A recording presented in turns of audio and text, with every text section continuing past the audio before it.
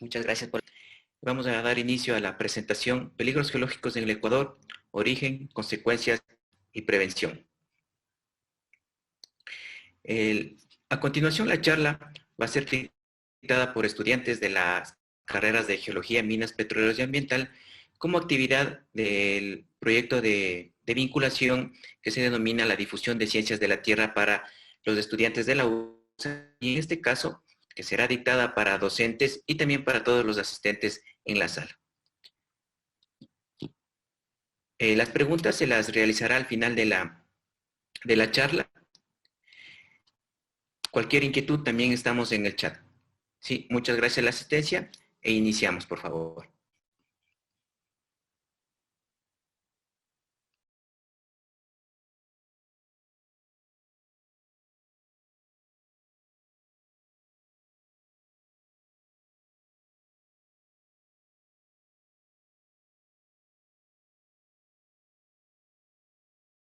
Las consecuencias de los mismos y la prevención ante estos.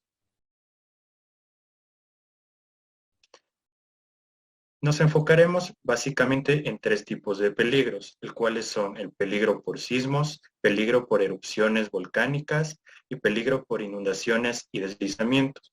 Esto considerando que estos son los tres tipos de fenómenos de mayor ocurrencia en nuestro país.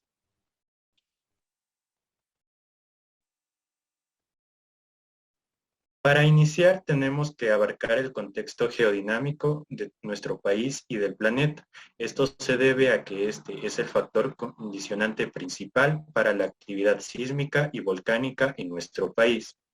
En este contexto tenemos que entender que en nuestro planeta la corteza está conformada por placas tectónicas y el límite que exista entre cada una de estas placas me va a dar origen a la actividad tectónica, sísmica y volcánica de cada sector. Y en este aspecto tenemos tres tipos de límites entre placas, el cuales son el límite divergente, en el cual las placas tectónicas se separan y se crea nueva corteza; el límite convergente o zona de subducción, en el cual una placa de mayor densidad se subduce bajo otra de menor densidad, donde se destruye la corteza; y el límite transformante, en el cual no hay ni creación ni destrucción de corteza.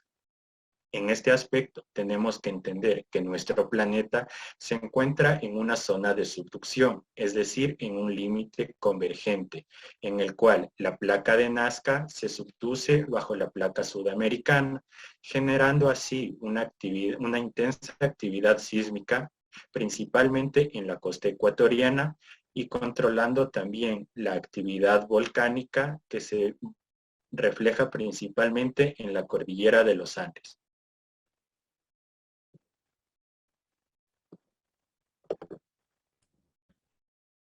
Muy buenas tardes con todos los presentes. A continuación voy a hablar sobre los sismos. Los temblores se originan por movimiento, fricción y deformación de las placas tectónicas. El primero provee energía, el último la almacena y la fricción es un precursor importante en el proceso. Dado que un sismo es el efecto de una perturbación que ocurre ya sea en la superficie o en el interior de la Tierra, al lugar donde se origina la perturbación se le conoce como fuente sísmica, foco o hipocentro.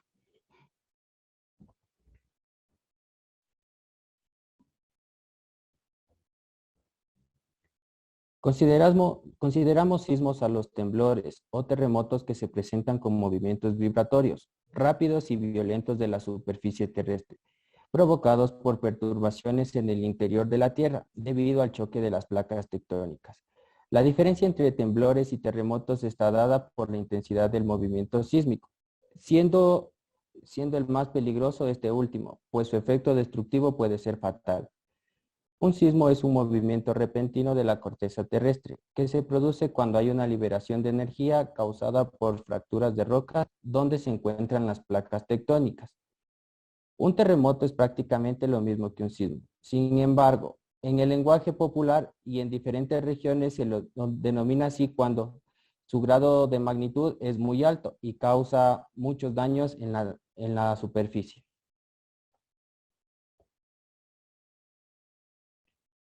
Los sismos son uno de los fenómenos naturales que no están relacionados con las condiciones climáticas. Su magnitud destructora puede ser capaz de provocar un gran daño en un breve lapso. En los videos podemos observar los daños causados por los terremotos. La fuente sísmica puede deberse al choque de un meteorito, a explosiones, a colapsos o pueden ser de origen tectónico.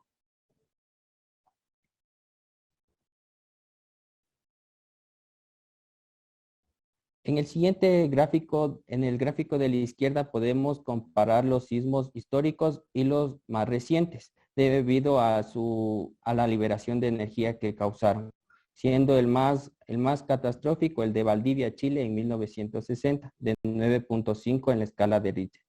Y en la gráfica de la izquierda podemos observar, según la escala de Richter, la magnitud. Si la magnitud del terremoto es menor a 1, no se siente. Si es entre 2 y 4 es menor, entre 4 y 5 es un sismo pequeño, entre 5 y 6 es moderado, entre 6 y 7 ya es más fuerte y de 7 para arriba ya son considerados terremotos.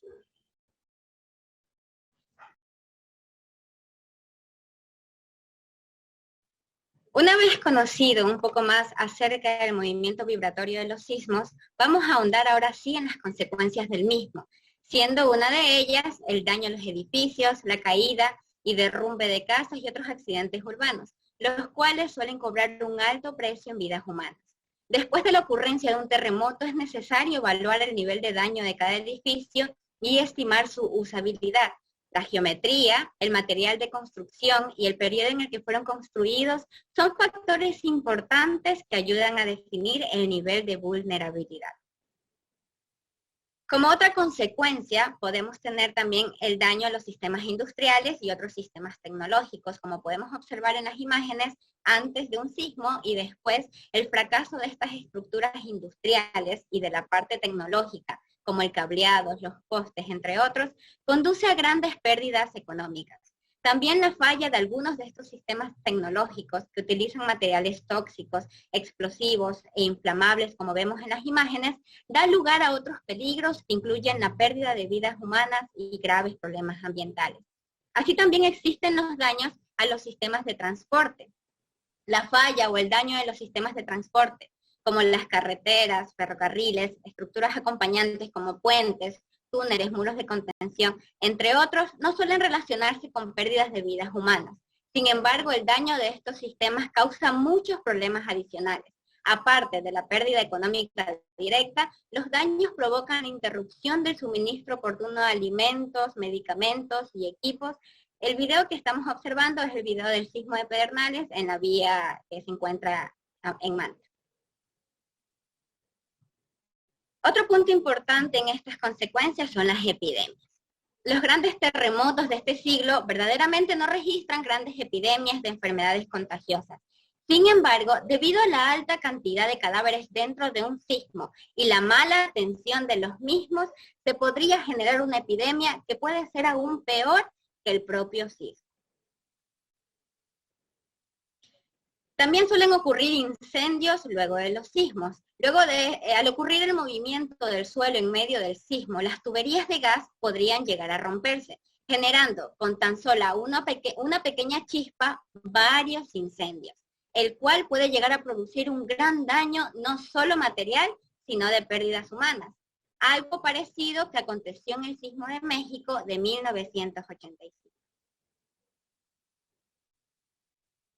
También tenemos las inundaciones como punto importante. Estas se pueden generar por el colapso de reservas hidroeléctricas, así también como por el rompimiento o daño en el sistema de agua potable, lo cual puede causar una pequeña inundación, produciendo afectaciones a las poblaciones cercanas, causando ciertas pérdidas materiales, pero no necesariamente la muerte.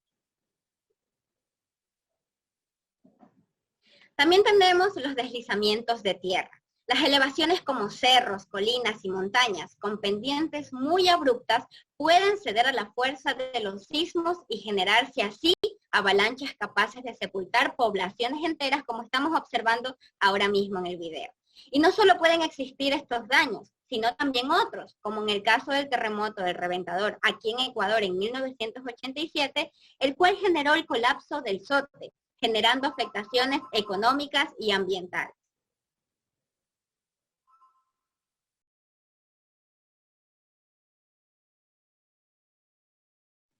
Las pérdidas humanas son otro punto importante. El número más trágico de un terremoto es el número de personas que han perdido la vida. De hecho, los terremotos se suelen recordar por el número de muertos, ya que es catastrófico pensar cómo en pocos segundos se puede generar una gran cantidad de pérdidas humanas, así como personas heridas con consecuencias de por vida. También tenemos como otra consecuencia el estrés y el pánico. Debido a que este es un número o un fenómeno muy súbito y no se puede predecir, se produce un comportamiento inusual en las personas, de estrés y pánico como podemos observar en el video, el cual es ocasionado principalmente por el miedo a que colapsen las estructuras, el mismo que nos puede llevar a realizar acciones equivocadas.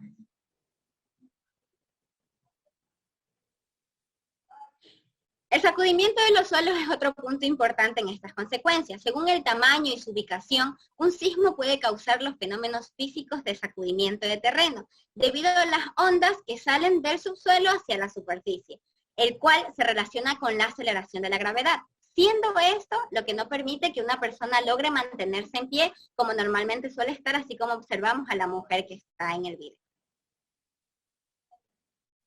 El daño a los sistemas de línea de vida o la interrupción de los servicios vitales, como el agua, el gas, el petróleo, el suministro eléctrico, sistemas de alcantarillado, son vulnerables en un sismo. Cuando el área afectada se queda sin agua, electricidad y gas, las pérdidas materiales son muy elevadas. Una rotura prolongada de estos sistemas provoca sufrimiento tanto a los habitantes como a la industria del sector. Como otra consecuencia tenemos la generación de grandes olas. Los grandes terremotos pueden transmitir sus vibraciones al agua de los océanos, generando así una agitación artificial de la misma y luego grandes olas conocidas como tsunamis, las cuales pueden avanzar varios kilómetros hacia la superficie, generando también víctimas mortales, como en el caso del video que estamos observando del terremoto en Japón en el 2011, el cual dejó varias víctimas no solo materiales, sino también víctimas humanas. Una vez compartida varias de las consecuencias ocasionadas por un sismo, es indispensable ahora conocer las medidas de prevención necesarias para saber cómo actuar frente a la presencia de un movimiento telúrico y no cometer los mismos errores de siempre.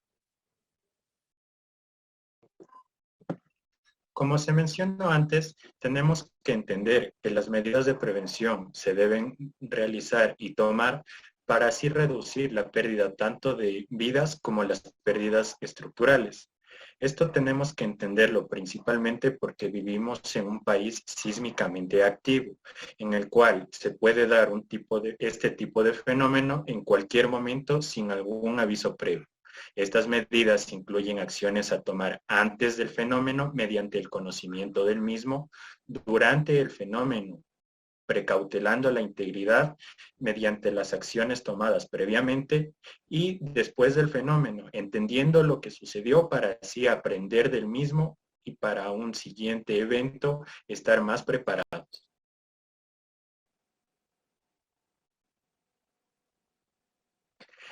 Antes del fenómeno. En este punto debemos enfocarnos en la información sobre el peligro sísmico que existe en el área en el que yo me encuentro y así estar preparado ante la ocurrencia de un sismo. Básicamente mediante la elaboración de planes de prevención y mitigación, mediante la realización de simulacros en los cuales se debe también establecer rutas de evacuación y zonas seguras, tanto en el hogar como en el edificio en el que yo me puedo encontrar en cualquier momento. Además de esto, se debe realizar una revisión a las instalaciones para así poder identificar zonas de riesgo, identificar vulnerabilidades y las acciones a tomar ante este tipo de situaciones, además de la creación e instrucción sobre lo que tiene que contener una mochila de emergencia.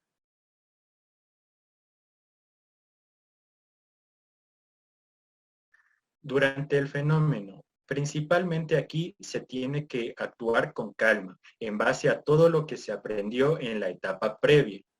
Como se puede ver en la imagen tipo GIF de su izquierda, una de las principales normas cuando se encuentra en el interior es agacharse, cubrirse y agarrarse. Esto se da debido a que hay que precautelar nuestra integridad y evitar que nos caiga algún tipo de objeto que nos pueda causar lesiones. No correr, no gritar y no empujar es también una de las medidas principales, debido a que esto puede causar pánico en las personas y causar más daños de los que son ya de los que se pueden dar previamente. Cuando se encuentra en el exterior, una persona tiene que alejarse de edificios, muros y postes eléctricos por posibles colapsos que se pueden dar. En el caso de que un conductor se encuentre en su vehículo, este debe conducir hasta un lugar seguro en el cual se debe mantener en el interior del vehículo con la calma necesaria. Para personas con discapacidad, se debe mantener un plan en el cual se tiene que asignar una persona que les ayude y en caso de que una persona en silla de ruedas se encuentre sola, esta debe frenarla y situarse en un lugar seguro. Al igual que se debe tener protocolos establecidos para zonas en las que haya una concurrencia masiva de personas. Después del fenómeno, aquí aún se tiene que mantener la calma y estar preparado para una posible réplica del sismo, la cual es muy normal.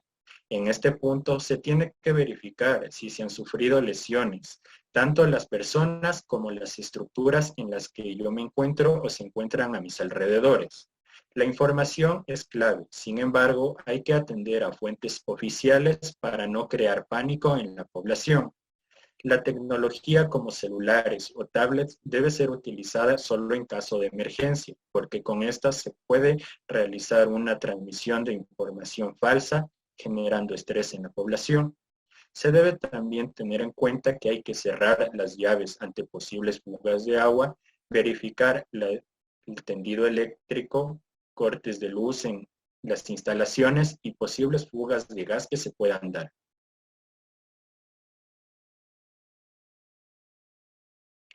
En el contexto en el que vivimos actualmente, como es la pandemia, las personas se encuentran prácticamente todo el tiempo en su hogar. Es por esto que es de vital importancia la elaboración de un plan de emergencia familiar. Este debe iniciar con la elaboración de un croquis de la vivienda y del sitio en el que me encuentro, identificando las zonas peligrosas y definiendo rutas de evacuación dentro del hogar. Además de posibles zonas de encuentro y puntos de seguridad dentro o fuera del hogar. La reducción de riesgos también tiene que darse dentro del hogar. Esto mediante la identificación de vulnerabilidades en el hogar y tomando acciones respecto a estas vulnerabilidades. Aquí se tiene que también crear una mochila de emergencia, en la cual deben primar las 3A, que es alimento, abrigo y agua, teniendo en cuenta que el alimento dentro de esta mochila tiene que tener un contenido bajo o nulo en sal, debido a que esto puede llevar a una deshidratación, además de todo tipo de medicina que requieran todos los miembros de la familia. Y finalmente se tiene que revisar todo el plan generado para poder realizar observaciones y sacar conclusiones del mismo para la realización de un simulacro. Además de que este plan se tiene que actualizar cada vez que haya un cambio en la familia o en la estructura del hogar. Y como se mencionó previamente, debido a nuestra situación sísmica en el Ecuador, tenemos un largo historial sísmico. Esto quiere decir que a lo largo de nuestra historia hemos registrado un sinnúmero de eventos, los cuales han costado miles de vidas, miles de pérdidas económicas y varios daños a la población. Por ejemplo, tenemos uno de los más devastadores, que es el sismo de Riobamba en 1797, el cual dejó un saldo de más de 6.000 víctimas fatales. Sin embargo, en esta época, tales víctimas solo consideraban a hombres, no consideraban al a la población indígena, mujeres y niños. En este caso también existió la aparición de enfermedades debido al mal manejo de las víctimas. El sismo de Bahía de Caracas en 1998 corresponde a un sismo de magnitud 7.1 en las costas ecuatorianas, el cual dejó miles de víctimas mortales al momento del sismo y posterior debido al colapso de las estructuras.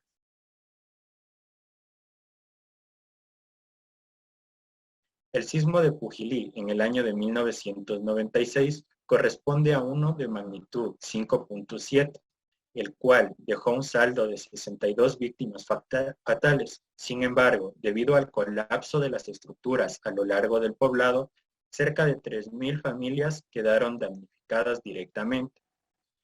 Posteriormente, otro ejemplo es el sismo del Reventador en 1987, el cual corresponde a dos sismos, uno de magnitud 6.1 y otro de magnitud 6.9, los cuales de por sí no generaron los daños, sino que estos daños vinieron debido a varios derrumbes que se generaron por el evento.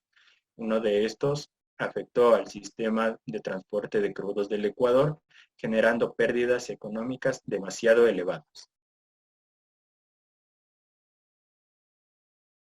Y por último, el más recordado, tenemos el sismo de Pedernales del 2016, que corresponde a un sismo de magnitud 7.8 en la costa ecuatoriana, el cual, según los datos oficiales, dejó un número de 600 víctimas fatales. Sin embargo, este número no puede ser confirmado debido a la grave situación que se dio, debido al colapso de todas las estructuras que se verificó que eran construidas bajo pésimas normas de calidad.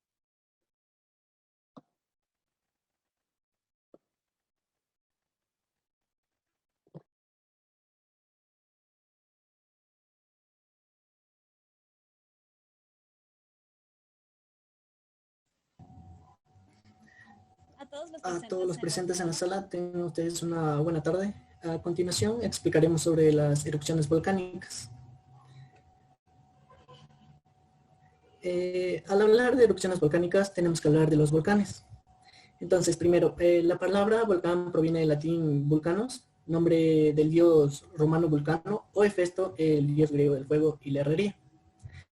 Los volcanes son estructuras geológicas por las cuales emerge magma y gases del interior de la Tierra. Cuando hablamos de erupción volcánica nos referimos a todo material que sale desde la cumbre de un volcán. Esto se puede decir también que los volcanes son orificios existentes en la superficie terrestre o en el fondo de los océanos, por lo que son arrojados productos magmáticos acumulados en el interior de la Tierra. Cuando este material se escapa, se provocan las erupciones. Los volcanes se forman cuando el magma que se origina en el interior de la Tierra emerge a la superficie. Este magma se forma durante la fusión parcial de las rocas en la zona superior del manto o en la zona interna de la corteza. Se llama magma a las rocas fundidas, con o sin cristales que están situadas en las zonas profundas. Cuando este magma es expulsado a la superficie terrestre durante una erupción volcánica pasa a llamarse lava. Dependiendo de cómo el material sale a la superficie, se tiene el tamaño de las erupciones volcánicas, las cuales están relacionadas con el índice de explosividad volcánica, o BEI. Este es ahora universalmente aceptado como un medio para clasificar los tamaños relativos de las erupciones volcánicas. Cuanto mayor sea el valor del índice de explosividad volcánica, más potente será el tipo de erupción volcánica, teniendo una escala desde un valor de 0 a 8, como pueden ver en la imagen. Este índice se relaciona con el volumen de los productos volcánicos durante la erupción y así como la altura de la columna y la duración de la erupción.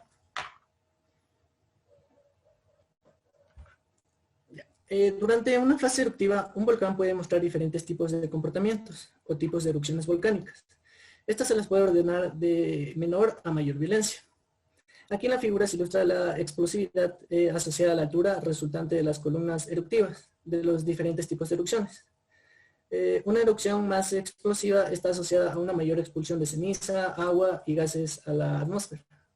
Entonces, de acuerdo a la altura que está relacionada con la explosividad, tenemos erupciones de tipo hawaiana, estromboliana, vulcaniana, subpiniana, piniana, diferenciándose todas por su explosividad. Como pueden ver, la hawaiana tiene una columna eruptiva menor a 1 kilómetro de altura, la estromboliana con una columna eruptiva menor a 5 kilómetros de altura, la vulcaniana con una columna eruptiva menor a 25 kilómetros y así con los demás tipos de erupciones. Se puede decir también aquí que la temperatura, la composición, la viscosidad y elementos disueltos en los magmas son factores fundamentales de los cuales depende el tipo de explosividad y la cantidad de productos volátiles que acompañan a una erupción volcánica. Por ende, es esencial conocer cómo se monitorea y vigila un volcán. Podemos considerar al monitoreo volcánico haciendo referencia a la analogía de una revisión médica. Los diferentes síntomas podrían presentar un paciente, lo consideramos como las reacciones que tiene un volcán al demostrar su actividad, como son los sismos que ocurren, el aumento de temperatura o la emanación de gases y cenizas. Todas estas respuestas o síntomas que presenta son medidas y analizadas para prever una posible erupción. El monitoreo se puede captar mediante sentidos humanos y mediante instrumentos. Las herramientas más comunes son los sismógrafos, medidores de gases o cámaras de vigilancia.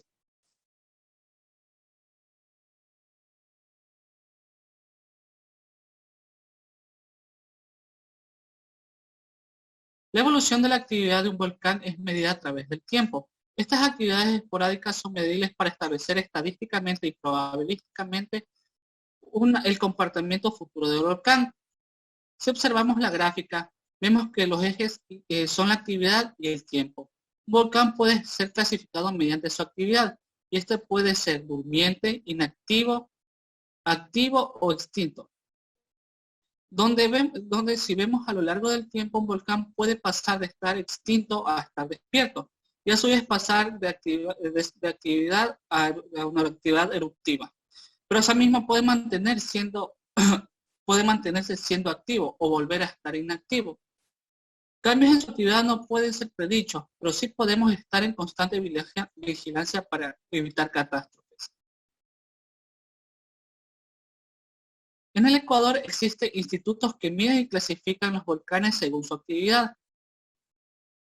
Y también presentan cuáles son los de mayor actividad para así estar alertas y reducir las afectaciones. Como se muestra en la diapositiva, en el Ecuador continental existen 2 volcanes con una gran actividad y actualmente en proceso de erupción. Estos se encuentran coloreados en rojo. Estos son el Sangay y el Reventador. Estos son los volcanes de origen por su erupción de placas tectónicas. Los volcanes que se encuentran coloreados en amarillo se consideran activos, y los que se encuentran coloreados en azul están considerados con posible actividad.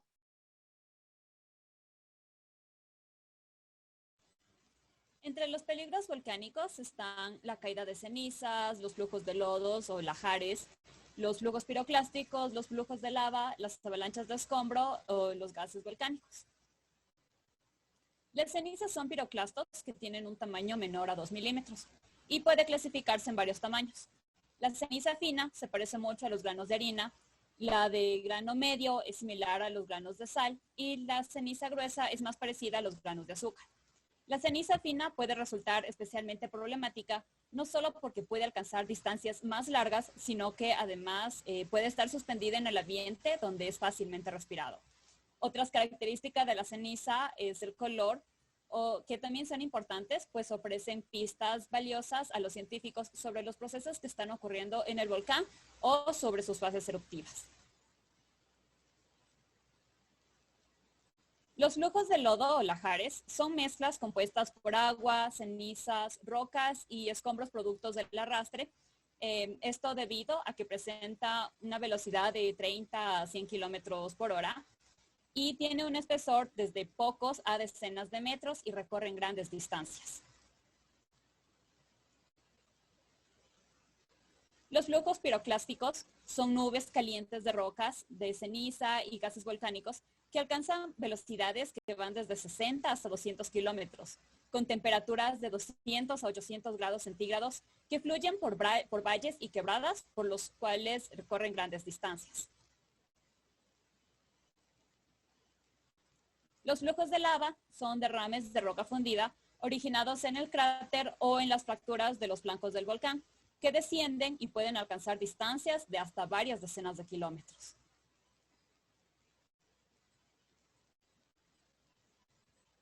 Las erupciones volcánicas pueden provocar daños irreparables, tales como la pérdida de vidas humanas. Algunas víctimas mueren por lesiones o quemaduras provocadas por los escombros de estructuras derrumbadas, por las ondas sísmicas del volcán o por la lava emanada. Otros perecen por inhalación de gases venenosos e incluso hay personas que mueren por el intenso calor presente en el área del siniestro. Materialmente, las erupciones volcánicas son devastadoras, ya que pueden producir sismos, deslizamientos de tierra, incendios, incluso tsunamis, si la erupción es cerca de un mar. Si es en zonas de influencia como hospitales, centros de salud, escuelas, sistemas de agua o viviendas en general, pueden ser destruidas totalmente. Las cenizas pueden dañar los cultivos, contaminar el agua y la atmósfera a lo largo del tiempo. En estas imágenes podemos observar cómo la ceniza, producto de la erupción volcánica, afecta a los cultivos, a los caseríos, incluso es acarreada por los caudales de los ríos. La ceniza fina tiene una gran capacidad para absorber agua y aumentar su peso, por lo que al acumularse en los techos puede hacer que colapsen, causando daños a las personas. Así como también la muerte en los animales, por la ingesta de los pastos cubiertos por la ceniza o los incendios forestales locales. Por lo que debemos conocer qué hacer antes, durante y después de una erupción volcánica. Ecuador está ubicado en una región con volcanes activos debido al sistema de subducción y las condiciones geodinámicas. Por ello, lo mejor es vivir en una zona segura y antes de comprar un terreno o una vivienda, es importante asegurarse que éste no se encuentre en una zona de peligro. Si una familia vive cerca de un lugar que pueda ser afectado por una erupción, es importante que conozca los efectos que produce una erupción volcánica, las zonas de seguridad, las zonas de peligro y las medidas de autoprotección. Si se encuentra cerca de un volcán activo, es importante preparar un kit de emergencia que incluya gafas de seguridad, una mascarilla, una linterna y una radio que funcione con pilas, un botiquín de primeros auxilios, comida y agua de emergencia y medicamentos esenciales. Tener un mapa de peligros y recursos, que es un croquis elaborado por la comunidad o las autoridades, que contiene información sobre las zonas de peligro y de seguridad e identifica las viviendas y obras que podrían ser afectadas por una erupción para elaborar una ruta de evacuación. Conocer la alerta volcánica y el sistema de alerta temprana. El primero informa sobre la actividad o comportamiento del volcán y el segundo está asociado a las actividades que deben tomar las entidades competentes y la población. La alerta verde indica que no hay posibilidad de erupción en un futuro cercano y se prepara a la comunidad en labores de prevención. La alerta amarilla es una alerta permanente en donde el volcán aumenta su actividad sísmica y existen salidas de vapor de agua y de ceniza. Es importante orientar a la población sobre las medidas de protección ante la caída de cenizas, las crecidas o los lahares. La alerta naranja, en donde la actividad del volcán aumenta más y se activan todos los sistemas de atención de emergencia y se procede a la evacuación. La alerta roja indica que la actividad del volcán es recurrente, así como los ruidos y los sismos. Aquí se ejecuta el plan de contingencia y las personas deben permanecer en un sitio seguro. Recuerde que si las autoridades declaran alerta roja y anuncian a la población la probable erupción de un volcán, los habitantes ubicados en zonas de alto peligro deben evacuar. En este caso, recuerda tener a mano una mochila de seguridad con los artículos básicos para permanecer temporalmente fuera de la vivienda. Evacuar siguiendo las recomendaciones de las autoridades para no encontrar lava, barro, rocas o escombros que arroje el volcán. Evitar las áreas bajas y los valles de los ríos cercanos al volcán. Usar ropa que cubra la mayor parte del cuerpo para evitar afectaciones a la piel, como camisas de manga larga o pantalones largos. Usar gafas de seguridad sin lentillas. Usar una máscara de emergencia o un paño húmedo que cubra la nariz y la boca. En caso de tener animales, tomar las precauciones necesarias como los refugios bajo techo o ser movidos a zonas donde no haya peligro. Pero por sobre todo, mantener la calma. En caso de habitar en una zona de menor peligro, no será necesario evacuar. Sin embargo, se debe tomar precauciones, principalmente de la ceniza volcánica, que contiene polvo y gases que pueden afectar a la salud. Es importante cerrar las puertas y ventanas, bloquear las chimeneas y otros puntos de ventilación para evitar que la ceniza entre en el hogar. Guardar o cubrir con lonas los autos, motores o cualquier artefacto a la intemperie, debido a que la ceniza puede dañar los motores y piezas metálicas.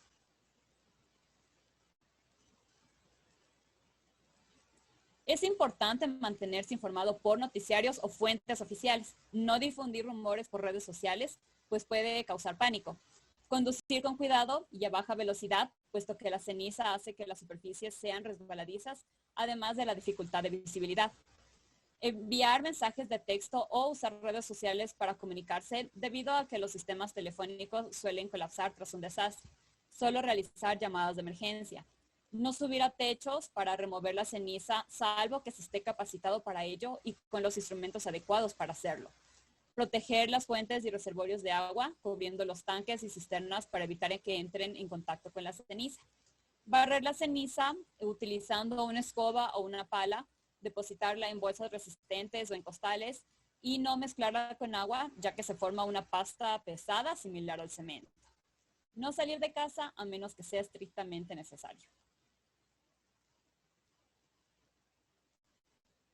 En esta diapositiva podemos observar el plan familiar de emergencia, en donde se detalla información de la casa como la dirección, el croquis, el teléfono, la identificación de las amenazas, los datos de los familiares, entre otros datos. Es importante discutir con la familia, los amigos y vecinos sobre lo que se puede hacer frente a los diferentes peligros volcánicos. Imaginarse diferentes escenarios, como si la erupción ocurre en el día o en la noche, en época de clases o de vacaciones, en diferentes lugares, no solo en la vivienda, sino también en sitios de trabajo, de estudio o incluso de recreación. Participar en simulacros programados por las autoridades para poner a prueba el plan de contingencia. Identificar un punto de encuentro cerca de la vivienda donde toda la familia se pueda reunir para verificar que han sido evacuados y luego ir a una zona de seguridad. Escribir los nombres de los integrantes de la familia, su edad y la misión que deben cumplir en caso de una evacuación, como llevar la mochila de emergencia, desconectar la energía eléctrica, cerrar la llave en los cilindros de gas, etc. De igual manera, en el caso de caída de ceniza, designar a una persona que sea joven y que no padezca de problemas respiratorios para limpiarla de techos o tejados. Una vez detallado qué son los volcanes, las consecuencias y las medidas de prevención, les vamos a indicar algunos casos de erupciones volcánicas ocurridas en nuestro país. El Huapi Pichincha, que se lo puede observar desde el sur de Quito, en 1999 tuvo una reactivación de un periodo de 1 o 2 años y generó varios problemas. Lo más destacable de la última actividad eruptiva de este volcán fue lo ocurrido el 7 de octubre de 1999.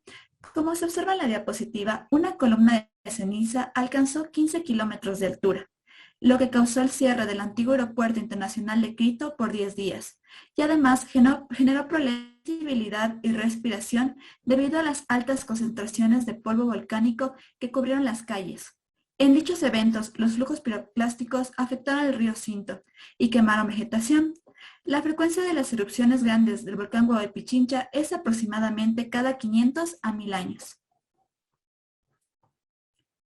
Otro caso, siguiendo la cronología, es la actividad del volcán Tungurahua, que se encuentra a pocos kilómetros de la ciudad de Baños. En su periodo eruptivo, en 1999, se caracterizó por explosiones y emisiones de gases y ceniza. En julio y agosto del 2006, el volcán produjo 2 grandes erupciones que afectaron principalmente el flanco occidental y suroccidental. Incluso la caída de ceniza afectó a la ciudad de Guayaquil. El Instituto Geofísico recientemente detectó el descenso de flujos de lodo y escombros en este volcán, afectando a los poblados y destruyendo la vía Baños-Penipe.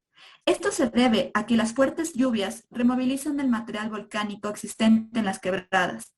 Por ende, se recomendó que se tomen las precauciones necesarias, es decir, que los ciudadanos mantengan distancia de las quebradas y los ríos en el sector. El volcán Reventador, ubicado entre las provincias de Napo y Sucumbíos, es sumamente activo y tiene una ocurrencia de cada 25 años. Se estima que el volcán ha tenido 16 erupciones entre 1541 y la actualidad. Estas estuvieron caracterizadas por la formación de flujos piroclásticos, flujos de lava, flujos de lodo y caídas de ceniza. En la fase eruptiva del 2002, la caída de ceniza tuvo una afectación regional significativa, llegando a medir entre 1 y 2 milímetros de ceniza acumulada en Quito, lo que ocasionó efectos negativos en la salud de las personas y en los cultivos.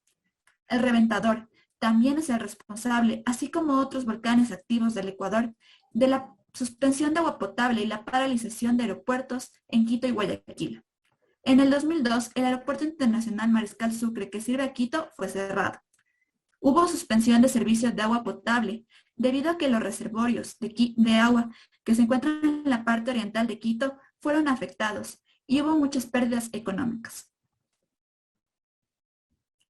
El volcán Cotopaxi, que se encuentra en la cordillera oriental, a una distancia de 35 kilómetros de la Tacunga, es considerado uno de los volcanes más peligrosos del mundo, debido a la frecuencia de sus erupciones, su estilo eruptivo, su relieve, su cobertura glaciar y por la cantidad de población potencialmente expuesta a sus amenazas. Su estado actual es de un volcán activo, teniendo una actividad fumarólica, lo cual es un proceso caracterizado por la emisión pasiva o intensa de gases a temperatura superiores a 100 grados centígrados. Desde 1532, el volcán Cotopaxi ha tenido 13 erupciones importantes, debiendo destacarse las de 1534, 1744, 1768, 1854 y 1877, durante las cuales se generó la caída de ceniza, flujos piroclásticos, flujos de escombros y lodo. Su última erupción del 2015 produjo caída de cenizas leves y también se generaron lahares secundarios. El volcán se encuentra en dos zonas. La primera es la zona de menor probabilidad de impacto, que se representa de color rosado pálido y corresponde a las laderas inferiores del Cotopaxi e incluye los flancos inferiores de los volcanes vecinos. La segunda es la zona de mayor probabilidad de impacto, la cual es la zona de color rojo intenso, más cercana al cráter. Estas erupciones tienen una frecuencia promedio de un evento por siglo. Los lahares, que se detallan en la zona de color gris oscuro, tienen una alta probabilidad de ser afectada por flujos de lodo y escombros, en caso de que ocurra una erupción. En la zona norte, durante las erupciones históricas del Cotopaxi, han ocurrido al menos 4 flujos laháricos. El cauce más importante es el río Pita, que podría llegar hasta la zona del Valle de los Chillos y Sangolquí. Por otro lado, el lado suroccidente, durante las erupciones históricas del Cotopaxi, ha ocurrido al menos 12 flujos laháricos, siguiendo principalmente el curso del río Cutucci. Los flujos piroclásticos de las erupciones generalmente han recorrido distancias cortas, menores a 15 kilómetros, desde el cráter, que afectaría poblados como La Tacunga y Salcedo. El volcán Sangay es el último volcán al sur del Ecuador, ubicado en la Cordillera Real, en la provincia de Morona, Santiago. Es uno de los volcanes más activos del Ecuador, manteniendo su actividad eruptiva constante desde 1628. Su estado es activo y su actividad es explosiones estrombolianas, columnas de ceniza, generación de flujos piroclásticos, flujos de lava y actividad fumarólica. Está formado por un estratovolcán con 3 cráteres alineados a lo largo de la cumbre. Su último periodo eruptivo, como les decía, empezado en 1628, se ha caracterizado por la emisión continua de un flujo de lava desde un centro de emisión denominado Ñuñurco, que está ubicado a pocos cientos de metros del cráter central. La emanación de ceniza afecta a ciertos lugares del país, como lo ocurrido el pasado 12 de abril, donde se reportó caída de ceniza volcánica en las provincias de Chimborazo, Bolívar y Guayas. En Guayaquil, la Dirección General de Aviación Civil informó que el Aeropuerto Internacional José Joaquín de Olmedo se encontraba cerrado momentáneamente por la abundancia de caída de ceniza.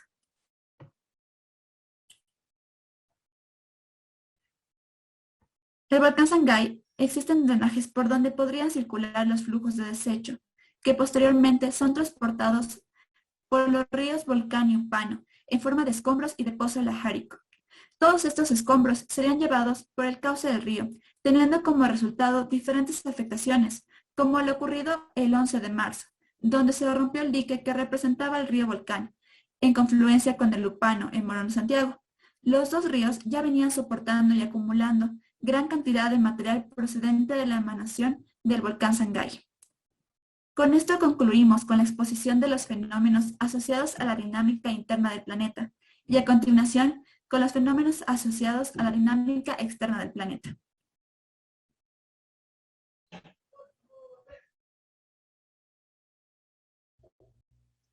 En esta sección trataremos del origen, las causas, las consecuencias, medidas de prevención, zonas susceptibles de inundaciones y algunos casos de inundaciones y deslizamientos en el país.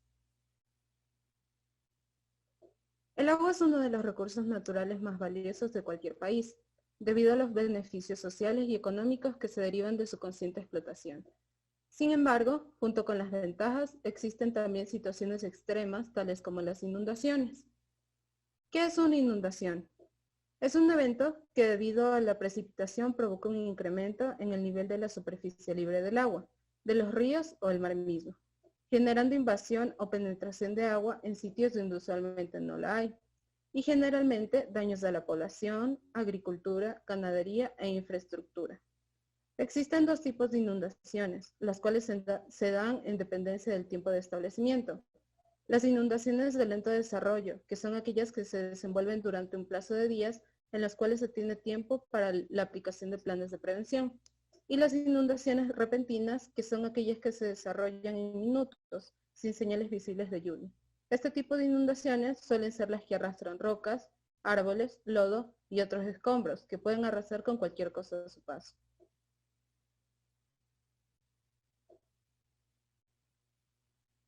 ¿Por qué se producen las inundaciones? Este tipo de fenómeno natural ha estado presente a lo largo de la historia, principalmente provocado por el desborde de un río a causa de lluvias, tormentas tropicales, huracanes y algunas veces por actividades humanas como la deforestación o la ubicación de viviendas en zonas bajas y propensas a inundaciones. ¿Qué ocasiona las inundaciones? Sin importar su origen, tienen efectos secundarios tales como afecciones a la salud, transporte, movilidad, comercio, etc., generando un elevado costo de atención, incremento en los costos directos e indirectos de las afecciones y procesos de recuperación. Se dan daños físicos, es decir, daño en estructuras por la corriente del agua, impacto de escombros flotantes y deslizamiento de tierra a causa del suelo saturado. Con lo que respecta a víctimas y salud pública, ocurren muertes por ahogo, algunas lesiones leves y otras que suelen ser graves, además de un posible brote de enfermedades de transmisión digestiva. En abastecimiento de agua se da la contaminación de pozos y agua subterránea, además de la posible falta de agua limpia. En cultivos de abastecimiento de alimentos ocurre la pérdida de cultivos y escasez de alimentos a causa de la inundación y la posible pérdida de animales, herramientas agrícolas y semillas. En general, ocurre la inundación de calles y avenidas, la interrupción del tránsito, paralización de actividades productivas y además provoca la pérdida de mercancías y otros bienes. ¿Qué hacer antes, durante y después de una inundación? Antes, pregunte a los funcionarios locales si su residencia está ubicada en un área propensa o de alto riesgo de inundación antes de adquirir una propiedad. Mantenga listo un equipo de suministros para desastres. Este conjunto de artículos básicos es algo que pueda necesitar su familia. Debe contener una lámpara de manos, una radio y pilas, además de un cambio de ropa, alimentos no perecibles, un botiquín de primeros auxilios y agua potable. Conozca las rutas de evacuación de su vivienda y barrio, además de dónde puede encontrar un terreno alto. No construya en terrenos aluviales a menos de que pueda reforzar su vivienda. Colocar los objetos de valor y documentación necesaria en las partes altas de la vivienda y, si es posible, en envases herméticos. ¿Qué hacer durante? Si la situación así lo amerita o las autoridades lo indican, evacuar lo antes posible. Estar atentos a las indicaciones que se dan por radio o televisión. No acercarse a cables ni postes de luz. Buscar zonas seguras. Si es posible, ayude a niños, adultos mayores, discapacitados y personas nerviosas. Tenga a mano su registro de vacunación o sepa el año en el que se le aplicó la última vacuna contra el tétanos. ¿Qué hacer después? No beba el agua de la inundación, no use para lavar platos, cepillarse los dientes o lavar o preparar alimentos.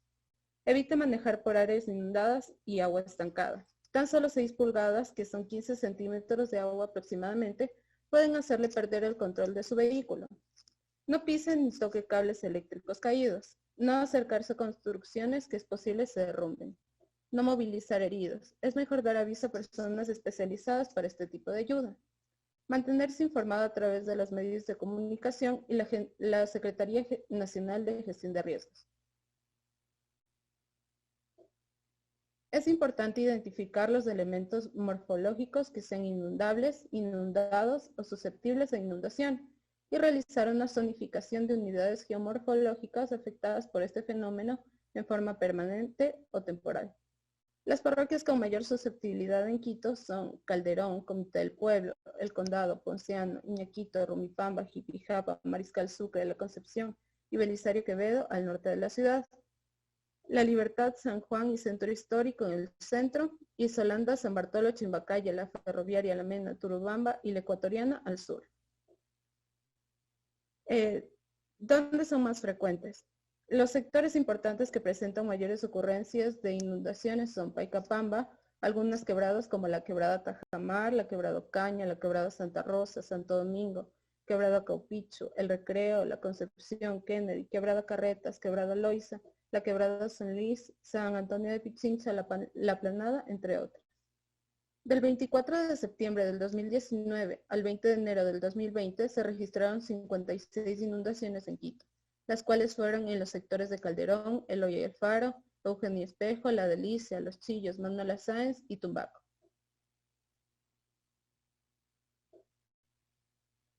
¿Por qué son más propensas estas zonas a inundaciones? Se puede deber a tres factores: factores naturales, deforestación y factores de construcción.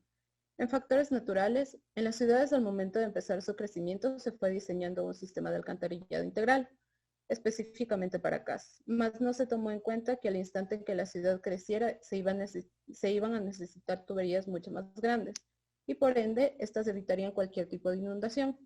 Al darse un proceso de urbanización masivo, la tubería principal empezó a ser adaptada, generando posteriormente colapsos. El sustrato sostiene de un 50% a 80% de agua lluvia. De eso un 20% es lo que va a las quebradas. Ahora, al momento en que la ciudad comenzó a expandirse, se comenzaron a cubrir espacios que en un principio eran naturales, razón por la cual el 100% de agua lluvia que cae tiene que ir a las alcantarillas, las cuales en ningún caso trabajan como quebradas. En la deforestación, todas las especies cumplen un rol en el ecosistema. Cuando la lluvia cae, las gotas no golpean la tierra, sino en las hojas, lo cual impide que las precipitaciones hagan un proceso de erosión y posterior a ello se provoque un deslave o una inundación. Y en los factores de construcción, solo 140 de los 221 cantones del país cuentan con una dirección de gestión de riesgos para que tramite las inundaciones posibles. La Secretaría Nacional de Riesgos marca la hoja de ruta de papel para que otras entidades ejecuten las obras desde sus competencias. Los equipos preparan informes técnicos de posibles riesgos que se pueden convertir en desastres para obtener de esta manera una prevención a los mismos. Por ello es necesario conocer zonas seguras, las cuales son previamente definidas por expertos, en donde los riesgos están controlados para determinar aquellas zonas. Se considera que no hay elementos los cuales puedan causar perjuicios por caídas como estructuras antiguas, árboles, cables eléctricos, entre otros. Existen 79 sitios seguros en Quito, entre ellos plazas, parques, ligas barriales, áreas recreativas, complejos, entre otros. Al sur tenemos como ejemplos del Parque Metropolitano del Sur y la Plaza Quitumbe. Al centro, la Plaza Santo Domingo y la Plaza San Francisco. En los valles, el Parque de la Armenia y el Estado de Chimbacaya. Y al norte, el Parque de la Mujer y el área recreativa Carapungo. Estos son algunos de los lugares que se encuentran presentes en el mapa. Para más información puede visitar el link que se encuentra presentado en la parte inferior.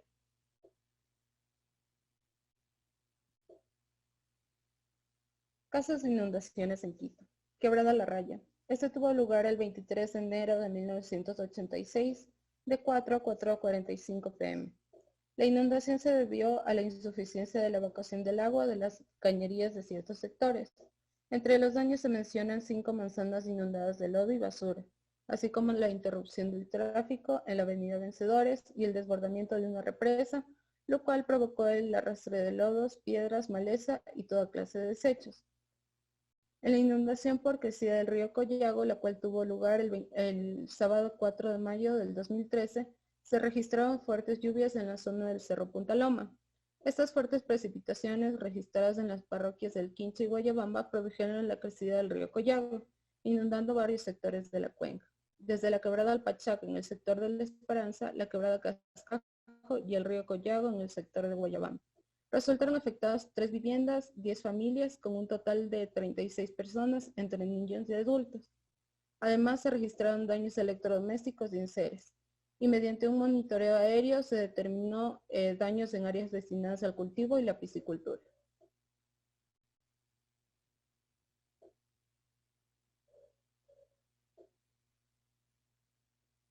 En el caso de la quebrada de Santa Teresa en Pumasqui, la cual tuvo lugar el miércoles 16 de septiembre del 2020, una fuerte precipitación ocasionó una acumulación de agua en la quebrada de Santa Teresa, al occidente del Colegio Nacional Pumasqui. La lluvia provocó una inundación afectando principalmente la Plaza Pumasqui, el barrio Señor del Árbol y el centro comercial Pumasqui. De acuerdo al reporte del Cuerpo de Bomberos, las precipitaciones hicieron que el agua se acumulara en la vía, obstruyendo el paso. 9 viviendas, 17 locales comerciales, 6 vehículos y un colegio resultaron afectados, además de varias familias que sufrieron pérdidas materiales, como electrodomésticos, muebles y vestimenta.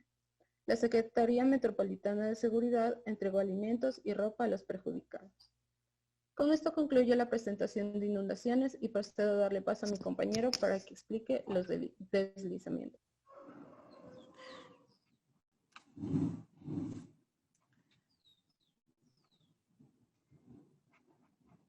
Ya, muy buenas tardes. Continuamos con la parte de deslizamientos. Primero que todo, la Secretaría de Gestión de Riesgos define que los deslizamientos es todo aquello que comprende piedras, tierra y vegetación que se desliza rápidamente cuesta abajo, por lo que el suelo no es lo suficientemente firme. Pero, ¿qué significa que no sea lo suficientemente firme? Esto ocurre cuando el suelo recibe una gran cantidad de agua, la tierra se ablanda y por lo tanto pierde firmeza, desprendiéndose y formando flujos de lodo que se precipitan. Se presenta comúnmente en la época lluviosa y dependiendo de la magnitud destruye todo lo que se encuentra a su paso. Estos deslizamientos de tierra se han hecho cada vez más comunes y se han cobrado una gran cantidad de vidas humanas, como fue el caso del cantón Chunchi en Chimborazo, afectado el viernes 12 de febrero por un deslizamiento de gran magnitud que prácticamente arrasó con el caserío Chanchán, causó 2 heridos y motivó la evacuación de más de 500 pobladores. Ahora la gran pregunta de debate rige en que como las ciudades crecen desmesuradamente, entonces es necesario que sus viviendas y edificios se construyan contra riesgos de deslizamientos o que sea necesario analizar de manera correcta la ejecución de los proyectos antes de su construcción. Personalmente la respuesta iría de la mano, puesto a que cada día avanza más la ciencia y la tecnología para mejorar las edificaciones y por otro lado se tendría que analizar cada uno de los proyectos de construcción para que estos no se encuentren en una zona vulnerable a un deslizamiento. También la forma inadecuada de ejercer la siembra en montañas, es decir, sembrar a favor de la pendiente, al igual que la deforestación de las faldas de los cerros o las montañas, causa estabilidad del suelo y producen los deslizamientos en dichas zonas. Entonces, ¿por qué se produce y qué daños provocan? Algunos deslizamientos son provocados por la acción del ser humano. Por otro lado, cuando hablamos de la variabilidad climática, estos deslizamientos serán productos de la naturaleza. Así que la mayoría de estos desastres naturales se presentan durante las estaciones lluviosas o en presencia de los fenómenos climáticos, como es el caso del Niño. En este periodo climatológico, el suelo recibe una gran cantidad de agua, por lo que la tierra se ablanda producto de la humedad y tiende a desprenderse en forma de flujo de lodos. Entonces, para sintetizar mejor lo antes mencionado, les daré algunas de las causas comunes del por qué se producen estos deslizamientos. La primera sería por la construcción de muchas casas o comunidades en las faldas de las montañas, asimismo como algunas personas que contribuyen a que los deslizamientos ocurran, esto mediante las excavaciones que se realizan en las laderas, al igual que la construcción con materiales pesados en los terrenos débiles y otra sería los cortes que se realizan en las faldas de las montañas para la construcción de carreteras, caminos o las mismas viviendas. Finalmente, en esta diapositiva les hablaré sobre las consecuencias que provocan estos deslizamientos. Comenzamos por lo más catastrófico, que es la pérdida de vidas humanas. Esto debido a que muchas personas quedan sepultadas cuando ocurre este desastre. Asimismo, todo lo que se encuentre sobre el paso del deslizamiento sufrirá un grave daño o destrucción total. Además, se puede afectar las líneas de comunicación o bloquear caminos, lo cual evita que la ayuda llegue al lugar afectado. Y desde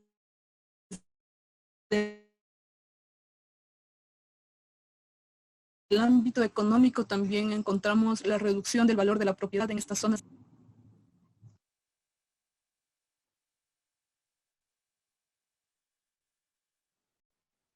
Continuamos con lo referente a las medidas de prevención. Para explicar de una mejor manera las medidas de prevención, se las ha dividido en antes, durante y después de sucedido el deslizamiento.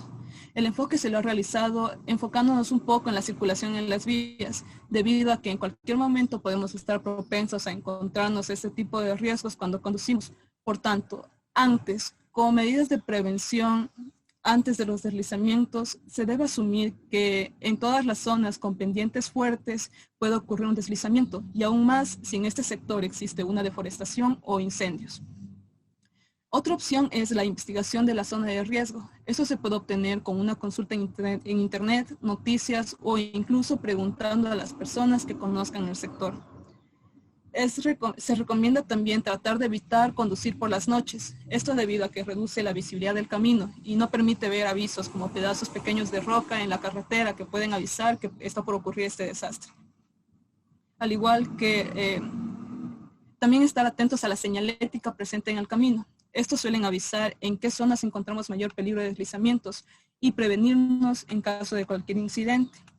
Y la mejor forma para enterarnos de los riesgos es informarnos mediante los medios oficiales. En este caso existen dos, el cual es la Secretaría de Gestión de Riesgos y el ECU 911. En el caso de la Secretaría de Gestión de información sobre el estado de las vías, se puede acceder a este mediante el número que vemos en la parte inferior, llamando al 02 33 43 56 y colocando la extensión 1105. O a su vez podemos llamar al ECU 911, el cual también brinda información sobre la calidad de las vías. Ahora, al ser obligado a un viaje, tenemos que estar muy pendientes al volante si se va a pasar por una zona de riesgo de deslave. Si existe una presencia de lluvia, es la primera alerta. En este caso se debe procurar una disminución de la velocidad, esto con el fin de estar pendientes a posibles deslizamientos. En imagen superior derecha podemos ver que el factor velocidad nos puede dar una posibilidad de sobrevivir ante un deslave. Al ir a una velocidad moderada, somos capaces de tratar de maniobrar el volante para evitar al momento que cae esa roca gigantesca como se ve en el video. Al igual que las personas que se encuentran en la parte posterior también están en la capacidad de frenar y evitar más choques o incidentes en ese sector. Inmediatamente ocurre un deslave, se debe procurar quedarse en una zona segura, debido a que el primer deslizamiento puede ser un aviso de que viene un movimiento de masa mayor. Por tanto, no se debe seguir avanzando por ninguna circunstancia por la zona de riesgo. Y lo más importante es dar un aviso inmediato al ECU 911 para que se tomen las medidas inmediatas y envíen al personal especializado para evaluar el tamaño del daño, al igual que envíen personal médico. Ahora las medidas después. Es inevitable que después de un deslave exista una paralización de la circulación vehicular. En este punto se recomienda que se mantenga alejado de la zona para precautelar su seguridad, estar pendiente de los medios de comunicación, sean radio, páginas oficiales de la Secretaría de Gestión de Riesgos y el ECU 911. Se puede visualizar si existen heridos siempre y cuando no se encuentren en la zona de riesgo, porque, bueno, como se dijo anteriormente, puede ocurrir un segundo deslizamiento que agrave más los problemas. Y se recomienda no realizar actos de heroísmo, poner en primer lugar su vida y su seguridad para evitar que las pérdidas sean mayores. Si dejó su vehículo en el sector, no se acerque de nuevo a él hasta que el personal se lo asegure que pueda acercarse. De igual manera, no trate de recuperar objetos materiales. Las paralizaciones pueden durar desde un par de horas hasta un par de días en los deslizamientos más graves. Por tanto, mantenga la calma, informe a sus familiares sobre su estado de salud Y recuerde que cuidarnos es responsabilidad de cada uno.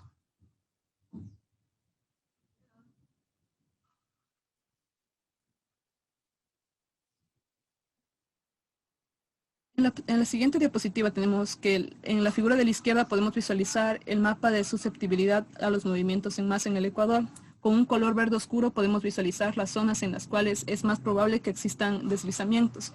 Es preocupante saber que gran parte del país cumple con este requerimiento.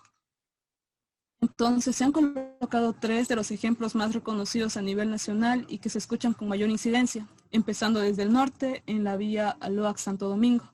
Escuchar deslaves en este sector es continuo y al ser una de las vías principales que conectan la costa con la sierra, se debe tomar muy en cuenta su peligrosidad.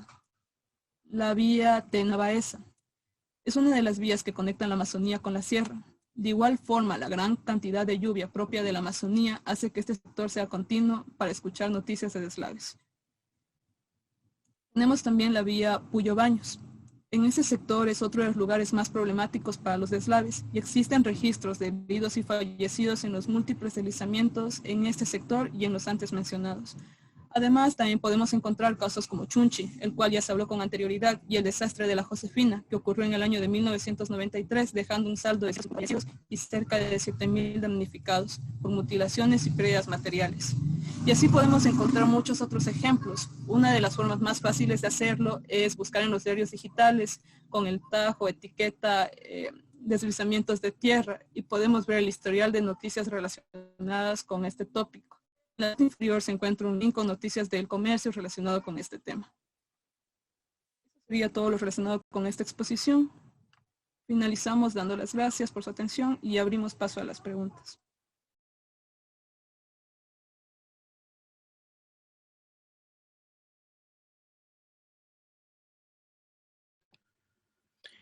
Sí, muchas gracias la participación de nuestros estimados estudiantes. Por favor, si es que tienen preguntas, con mucho gusto.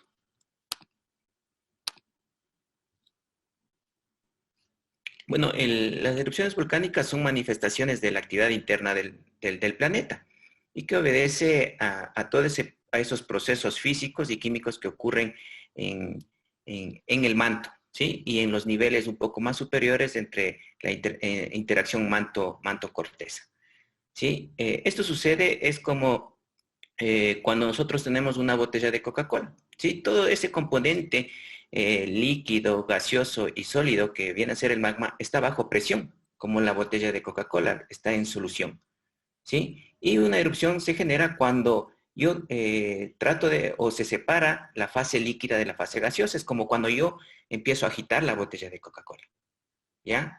Entonces, ese agitamiento de ese cuerpo magmático que está al interior, ¿sí? Es como cuando yo cojo la botella de Coca-Cola.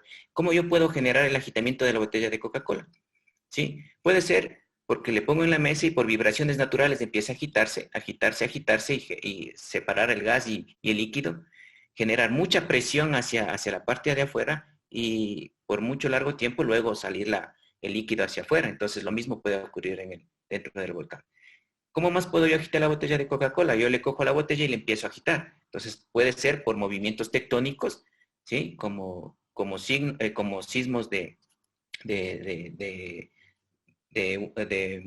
mucha profundidad que puede alterar ese sistema que está quieto, ¿sí? Y porque también son procesos cíclicos o periódicos que tiene este tipo de estructuras, ¿ya? Generalmente un sismo de profundidad, de sismos tectónicos que están entre profundidades de entre 5 hasta 15 kilómetros, 30 kilómetros de profundidad, generalmente si es que todo el sistema del volcán está inestable, puede generar la erupción, ¿sí? Pero no es un factor desencadenante.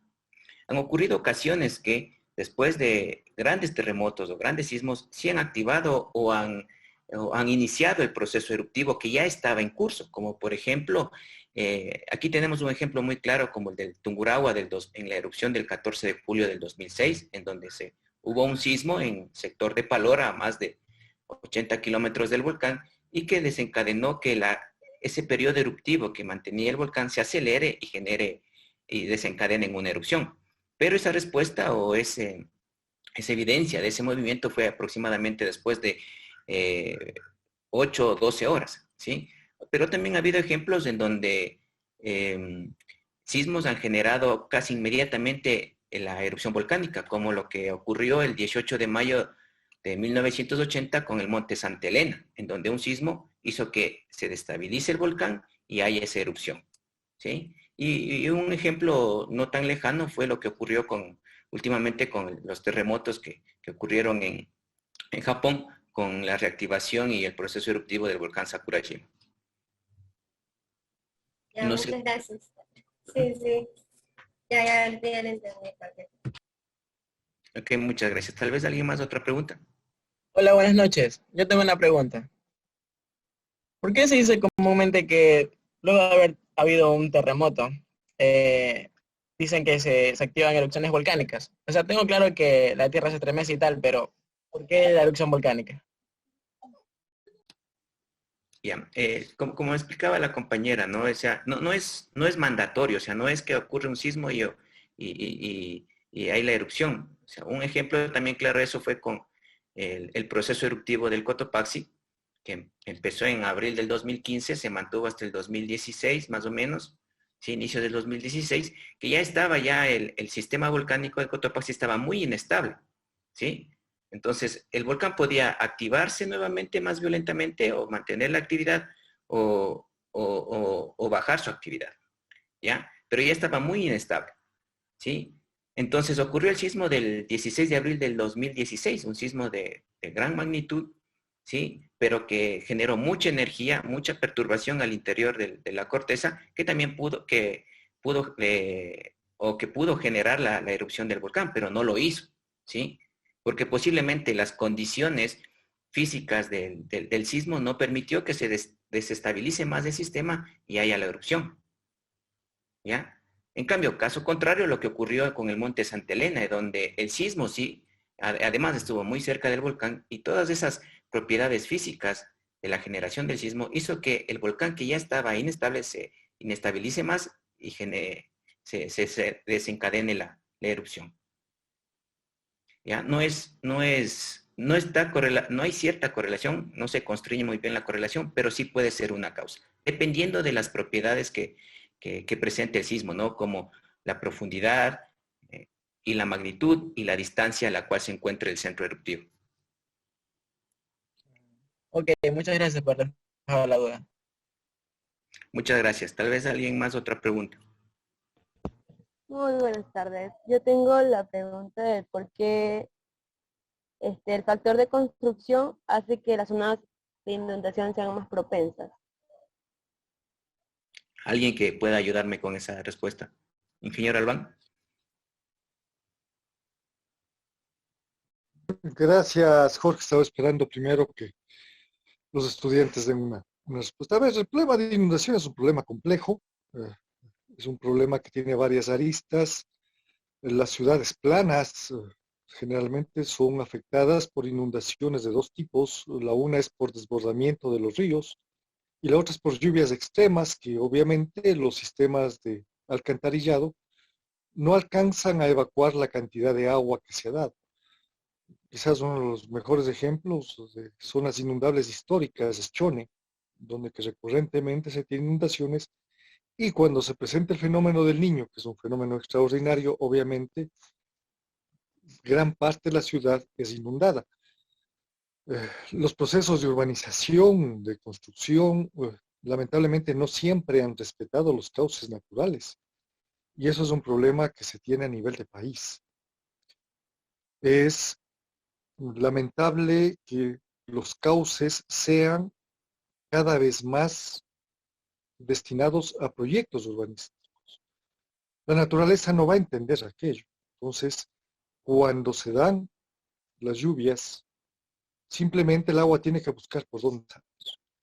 Existe un principio básico que el agua no es estática, el agua es dinámica. Entonces, por más que encuentre una casa o encuentre una alcantarilla o por último una acera que esté en el cauce de la quebrada, del estero, del riachuelo, que en muchas ocasiones no tienen agua permanentemente, que es otro de los problemas que se tiene principalmente en la costa, al tener estos cauces que denominamos nosotros intermitentes, la gente, como no ha visto transitar agua los últimos 5, 10, 15 años, construye ahí. Y luego vienen los problemas porque obviamente el agua va a buscar por dónde desfogarse. Gracias por su pregunta. Muchas gracias, ingeniero. Tal vez alguien más, alguna otra pregunta. Con mucho gusto. Otra pregunta. ¿Cómo monitorean? Bueno, disculpe, ¿cómo monitorean el volcán?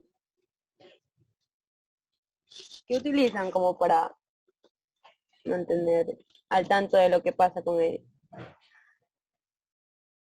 Ya, ok. Entonces, ya, hay varios. El volcán es un ser vivo, ¿sí? Definitivamente, es un ser vivo, al igual que nosotros. Y cuando nosotros nos vamos a enfermar o damos respuesta a una enfermedad, a una patología, presentamos síntomas, ¿sí? Y en base a esos síntomas, un experto, que en este caso sería el médico, nos hace la valoración y nos diagnostica un problema. Y de igual manera nos propone un tratamiento, ¿sí? Entonces, eso hace el geólogo con respecto al volcán. Analiza esos síntomas que se están evidenciando en superficie, que es producto de la manifestación interna del volcán, ¿sí?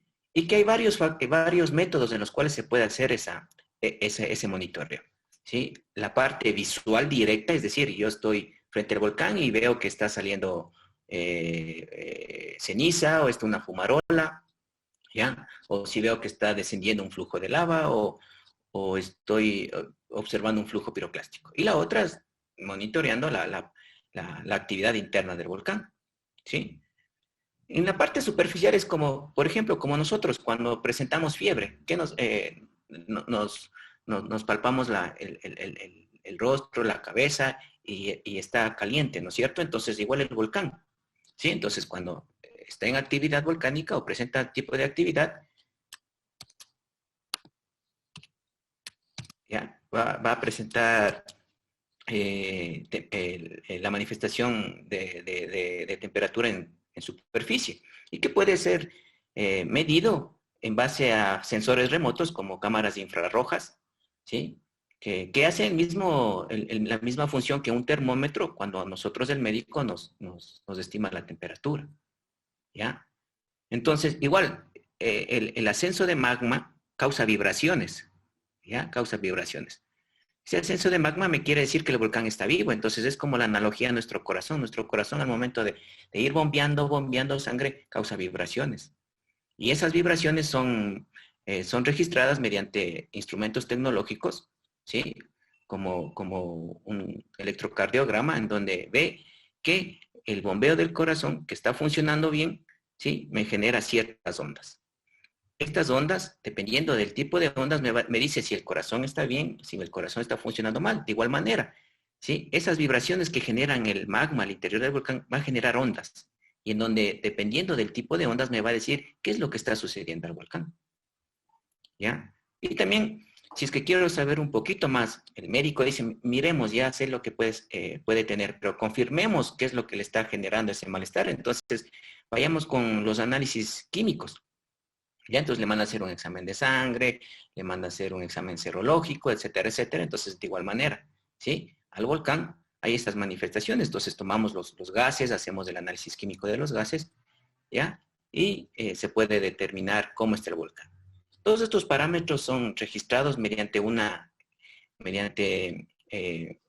serie temporal, ¿sí? Durante el tiempo, ¿sí? Son entre mediano y largo plazo, no son a corto plazo porque al igual que el médico nos valora, dice, bueno, veamos qué pasa de aquí a un tiempo con este tratamiento, con esta medicina. Entonces, igual al volcán, ¿sí? Se le hace una evaluación estadística de estos parámetros que son cuantitativos para poder estimar una probabilidad, ¿sí? De ocurrencia del fenómeno, ¿sí? ¿Cómo cambian estos parámetros? La temperatura, la parte geoquímica, la parte sísmica, inclusive la deformación, si es que el volcán se está hinchando o desinflando, me permite, ¿sí? Emitir el estado de actividad del volcán, ¿ya? Y puedo no predecir una erupción, sino más bien pronosticar escenarios eruptivos o escenarios que puede generar el volcán si es que ocurre una erupción. No sé si está claro esa parte. Sí, sí me queda muy claro. Gracias. Muy bien, muchas gracias. ¿Tal vez otra pregunta? No, bueno, entonces agradeciéndoles primero por las preguntas y la atención prestadas a nuestra presentación.